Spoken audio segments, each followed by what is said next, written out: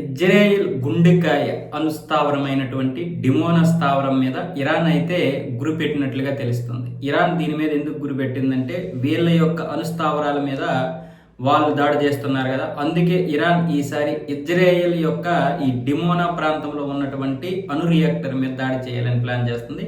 దానికి తగ్గట్లుగా దాని దగ్గర ఉన్నటువంటి షాహీన్ 136 క్షిపణులు అయితే ఉపయోగించడానికి చూస్తుంది. ఈ క్షిపణులు దగ్గర 1200 నుంచి 1500 కిలోమీటర్ల రేంజ్లో ప్రయాణిస్తాయి.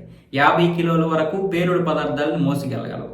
అందుకనే మొసాద్ని దాటుకొని ఈ యొక్క అణుస్థావరం మీద దాడి చేయడానికి ఒకేసారి ఎక్కువ క్షిపణుల్ని ప్రయోగించడానికి ఇరాన్ అయితే ప్రయత్నాలు చేస్తున్నట్లుగా తెలుస్తోంది. అందుకే దీనికోసం ఇంకా తీవ్రమైనటువంటి ప్రయత్నాలు ఇజ్రాయెల్ చేస్తుంది రక్షించుకోవడానికి. దీని మీద కనుక దాడి చేస్తే చాలా దేశాలు నాశనం అయిపోతాయి. ఆ రేడియేషన్ ప్రభావం అలా ఉంటుంది. ఇది కేవలం చూడడానికి 25 కిలోమీటర్ల దూరంలో ఉంది. అటువైపు ఏమొచ్చేసి ఈజిప్ట్కి 75 కిలోమీటర్ల దూరంలో, అలాగే జెరూసలేం నగరానికి 85 కిలోమీటర్ల దూరంలో ఉంది. ఇది నెగెవ్ ఎడార్లో ఉన్నటువంటి ఈ యొక్క అణుస్థావరం ఇంతకు ముందు అమెరికా కళ్ళు గప్పి ఇజ్రాయెల్ అయితే దీన్ని ఏర్పాటు చేసుకుంది ఫ్రాన్స్ సహాయంతో. ఆ తర్వాత రకరకాల కారణాలతో అమెరికా ఇజ్రాయెల్ కలవడం.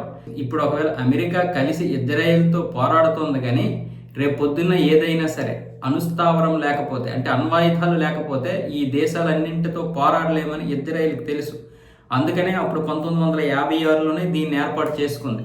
అమెరికా వాళ్ళు దీనికి ఎన్నో ఆంక్షలు పెట్టారు, అయినా సరే ఎక్కడా కూడా తగ్గకుండా, దానికి తెలియకుండా పకడ్బందీగా ఏర్పాటు చేసుకుంది. ఆ తర్వాత అమెరికా నిఘా విమానాలు కనుక్కోవడం ఏదేదో జరిగింది, కానీ అమెరికా కళ్ళు కప్పి ఇజ్రాయెల్ అయితే దీన్ని ఏర్పాటు చేసుకోగలిగింది.